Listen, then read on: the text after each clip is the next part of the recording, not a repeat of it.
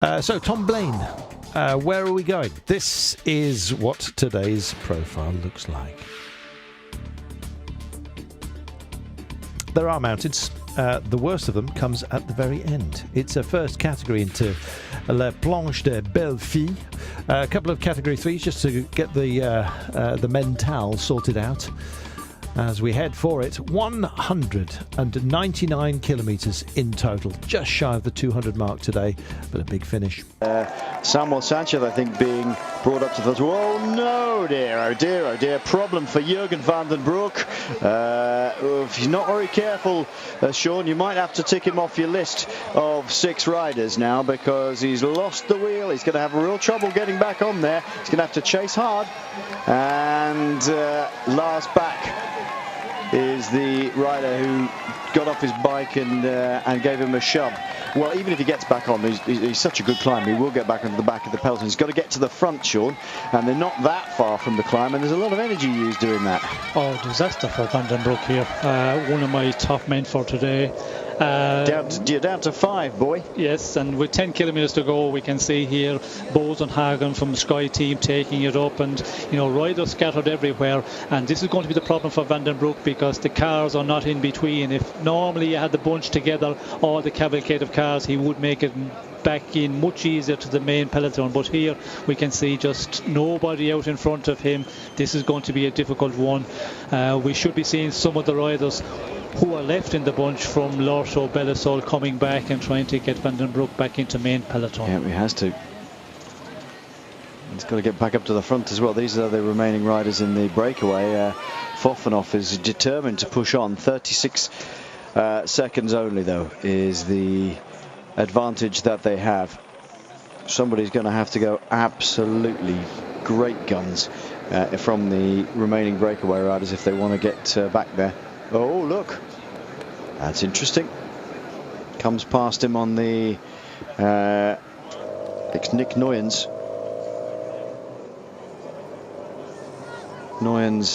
The Belgian, making it back from, he's obviously caught out somehow there, but he's got back in front of Jurgen van den Broek and doing a bit of pace setting there for just slips in front of him straight away, and Van den Broek can get in the wheel. Yes, and Nuyens, of course, he's lost contact here, but he knows this final is not for him, and I think he's just left the group right away from without giving 100% to try and stay in there. Now he's taking it up in front of Jurgen van den Broek, and this is going to be important because he possibly could, give a good hand out to Van den Broek and hopefully get him back in the bunch, because a real bad moment for him to have a mechanical problem.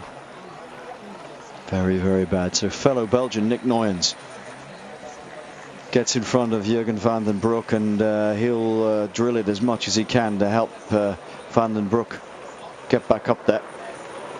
8.7 kilometers to go, 35 seconds only, and now he has a rider with him. It looks like Hansen.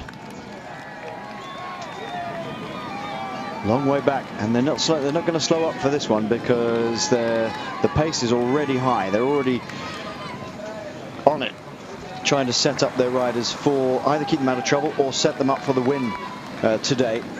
So hanging around for a man who's had a racing incident, not going to happen. And Sky are on the front. Edvald Boson Hagen ahead of 1, 2, 3, 4 of his men, one of whom will be Bradley Wiggins. Out of trouble, that's where it needs to be, Sean, for him.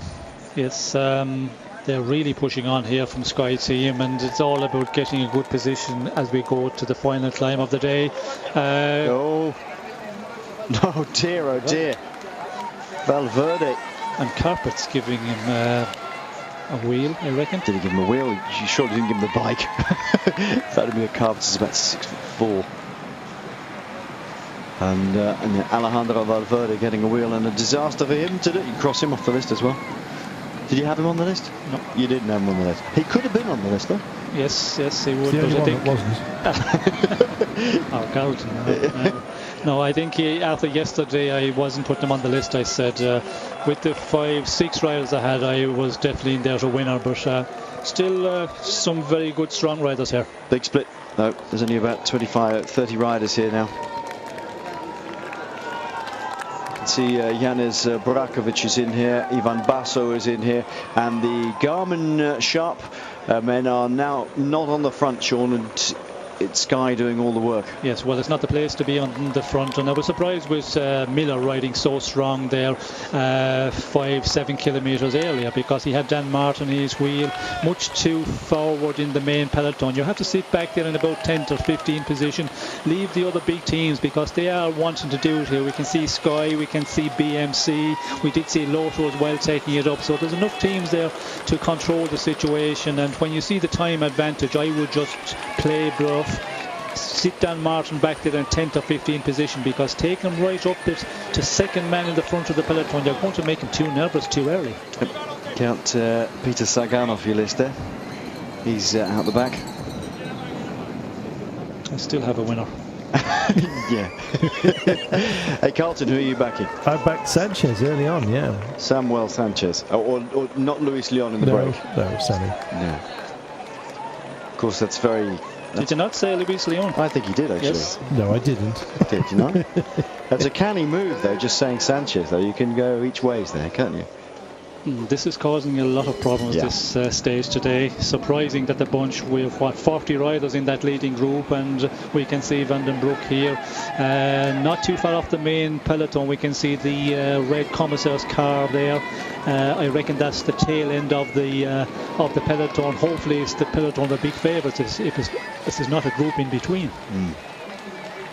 Henderson's absolutely burying himself to try and bring Jurgen van den Broek back to this. 11 seconds for the breakaway men who remain ahead. Riblon, the other Sanchez, Luis Leon, Chris Anker Sorensen, Dmitry Fofanov and Martin Velits. And they're coming to the foot of the climb. You can see it'll just zip up to the right hand side. And it's not the steepest section here. As they get onto it, they're starting the climb now. They are finishing for the first time ever at La Planche de Belleville. And Chris Anker Sorensen leads them onwards. They're almost upon them with 5.8 kilometers to go. This is where it gets exceptionally steep. Luis Leon has just peeled off. Can't stay ahead. And Chris Anker Sorensen tries to sit in the saddle and move as much as he can. They're gearing today. They'll be using maybe 26, 27, who knows, here. Maybe less. 25. 25 maximum, you think? You might have needed. I needed 37, mate. No, 27. No, 39.27, I believe they're using. 39.25, sorry. Just. Fofanov having trouble engaging the gear there, as Michael Albertini and Chris Anker Sorensen have Christophe Riblon just hanging onto the coattails there. There he is as Sky begin to just eat up here. They're in front of the peloton at the moment. It's Michael Rogers setting pace. This is Tony Martin, World Time Trial champion, slipping gracefully out of the back of the peloton on this climb. And Chris Anker has left Albertini behind. Albertini takes a can of Coke, I think, from the side of the road there. He knows his day is over. Chris Anker, you could not mistake his riding style for anyone else, could you? Slightly knee out, head bobbing from side to side, pulling the most extraordinary faces. As Bernard Eisel is setting pace. No, I thought what else? Sorry, what am I saying? Rogers. And then Port, and then Wiggins, and then Froome. Look at Cadel Evans just sitting on the wheel on the left-hand side of Bradley Wiggins here. Oh, Robert Hessink in trouble again here in the middle of this group. He had nothing in the legs yesterday. Gerd Bolke Mollema also there. Both of them involved in crashes. Every single Rabobank man remaining in the race crashed yesterday. This is a viciously steep climb. And still no Jurgen van den Broek in here.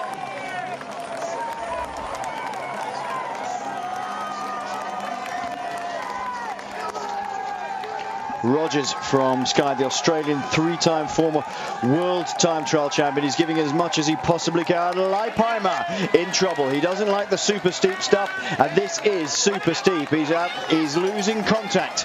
He's losing contact, and he's behind Robert Hessink and Bolke Mollema here. The man who's trying to set the pace for the two Rabobank men is Laurens ten Dam. Pierre Rolland still in the front group though. Philippe Gilbert suffering. And there's going to be riders like this in ones and twos scattered all over the place, Sean. Yes, so well we can see the pace being set by Rogers from Sky, putting a lot of riders out the rear door, and it's just going to be constant riders, losing contact here as we go towards the finish. Yep, Faulkner losing contact. This Fabian Cancellara is now behind Jurgen van den Broek, who's struggling to get back on. Is that Chavanel just ahead of him? I think it is. Sylvain Chavanel lose contact at the front. Sky doing a terrific job, 4 riders here at the front, but the others can just sit and wait behind them. Cadel Evans just sitting in there. Nibali is in this front group. 1, 2, 3, 4, 5, 6 back. Pierre Rolland in the emerald green of a Europe car, having a better day than he had yesterday, and to chase back on. Richie Porte will be the next man ahead of Wiggins. He's taken up this role very well over the last few races, and Chris Froome is just behind. Scarponi is in this group, we can see. Frank Schleck is in the group. Scarponi in the pink and the blue with the fluorescent yellow bike of Lampre there. Nicolas Roche from AG2R Le Mondial is in this group. That's good for him. And TJ Van Garderen is beginning to suffer. Best young rider on that classification, and lying well up in the general classification overall. TJ Van Garderen 4th at 10 seconds. He's fighting to maintain contact with his front group, but it's fracturing. And look at Cancellara. This is a great ride by Fabian Cancellara. He's got over the very steep stuff, and it just evens out a little bit, taking a very tight line around the bend. I mean, it is much shallower to go around the outside than up the inside of the hairpin there, but he clearly feels he's strong enough. Ivan Basso. Look at this, the huge gaps appearing here, Sean. Lots and lots of favourites just being detonated. Yes, we can see the pace being set by the Sky team. It's really, causing problems for a lot of the big favourites, and just a line of riders there. Frank Schleck in difficulty. Frank Schleck, Chris Horner is just ahead of him, but Frank Schleck is being distanced. Cloden. Here comes Dan Martin trying to make his move up the inside, and it is Cloden, isn't it? Andreas Cloden in trouble. He was right at the front just now, but suddenly this constant pace from Sky has taken its toll on Andreas Cloden. Richie Porte, the Tasmanian rider, now takes over. Wiggins is doing a great job here. Not the sort of climb he would enjoy, if you can say enjoying any climb, but it's just so up and down ramping. Well, a good tactic by Sky, because they really rode into the difficult part of the climb at a strong pace and keep it real strong. And that's what Wiggins likes, just a continuous, real strong tempo. He doesn't want anybody to go in the attack where the pace changes a lot. So they're doing a real good job for Wiggins here. They've done a huge amount of work. They go out and train and train and train and train, looking at what power he's producing at any one time, as Rogers has done his job any one time, and how much power he can sustain over a climb like this. And then they just ride to that tempo. They get to it. And Sanchez, Carlton's choice today, Samuel Sanchez, suffering as well on this pace. They ride to the without anything getting in the way, like somebody literally launching a massive attack up the road. They find what power they need, what they can sustain, and they keep going. They keep going and going and going, and that is what Wiggins is doing here, and it's causing all sorts of problems for other riders. Huge amount of riders in trouble here. That's Maxime Montfort, 10th overall on the GC, who's suffering. Nibali is up in this leading group, looks across to his right hand side. Cadel Evans is shadowing Bradley Wiggins.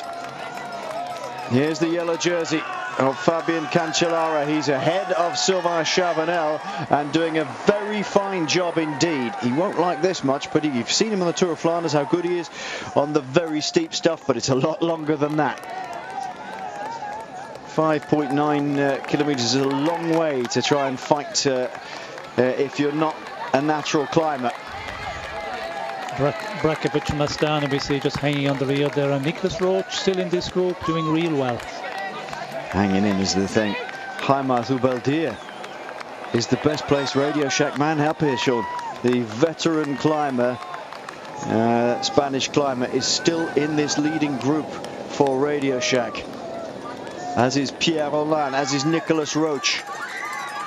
And this is Andreas Kloden, number 15 there, being passed by Fabien Cancellara. Oh, that is a bad day for Kloden. You'll look across and see Cancellara, and that won't do his spirits any good at all. Not one iota. Peter Velets, the other Velets brother, just being passed. Frank Schleck is all by himself here. Nobody around him. Apart from Horner helping Kloden, Sean, there isn't much you can do, really. You just have to ride at your own pace here. Yes, and we can see Schleck pushed on a bit here, but again... 8 riders only. Yes, it will be difficult for him to make it back in, but he's going to try and limit his losses here. 8 riders only in the front. Brakovic now suffering. Oh, and Roach too. This relentless pace, it's cracking them one by one by one. They had 8 riders in the group there. Rein Taramai still in that group as well. From Cofidis, the former Estonian national road race champion, still in this front group. And he's, of course, the young jersey classement. He's in third position at the moment, only at 12 seconds off, so he is going to make a big move up in that classement. Yeah, TJ Van Garderen has had real trouble staying with this group and could not do. Pierre Rolland, who was riding towards the front with Sky, is beginning to slip to the back of this little group. Roach could get back on at this point with Brakovic. It's not so steep here. Could he possibly work with Brakovic to get back on? They're going to have to. There is Zubeldia at the back, number 19, Rolland. In the emerald green, Rein Taramai is also in the group from Cofidis. Menchov is the Katusha rider, 131 there, behind Vincenzo Nibali. Nibali in the lime green and blue, and then the red and white with the big white band through the middle of it, horizontally around the chest, is the colours of Katusha and Denis Menchov. Very difficult to tell that from Cofidis from the overhead shot sometimes. Chris Froome, quite rightly, putting a hand out to stop the spectator running up the side there. This is too steep for these guys to be pestered. It's way too steep. Frank Schleck on the... he's got Tony Galopin to help him now. He must be really in trouble if Galopin's helping him.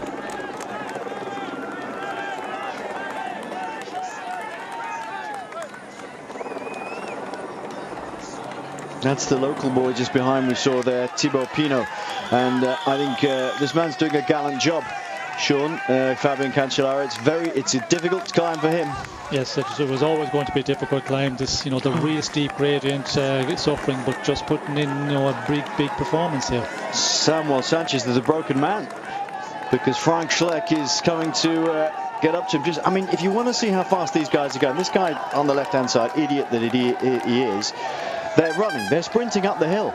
Yes, and Porter's just peeled off, and we can see Froome taking it up and really just putting another injection of pace in here. And what a ride by Team Sky, because they, 2 riders there with Bradley Wiggins as we get to the 2 kilometre to go mark, and they're doing a fabulous job. And we can see, this group is everybody is just clinging on here. This 8 riders we've got in the leading group.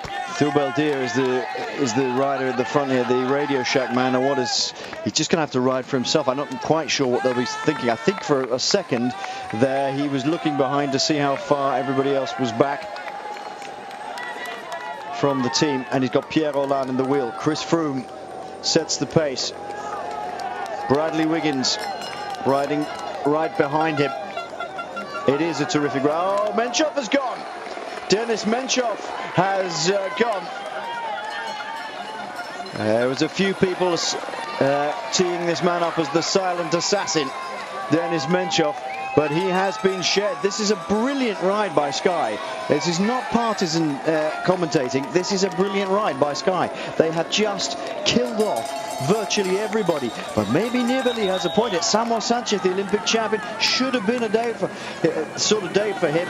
Frank Schleck with Tony Gallopin here. He's gone out of the back door. And one by one, they're just all being ridden off the wheel. Froome leads Wiggins ahead of Nibali. Brilliant ride by young Rein Taramar here, and he's trying his hardest to stay up there.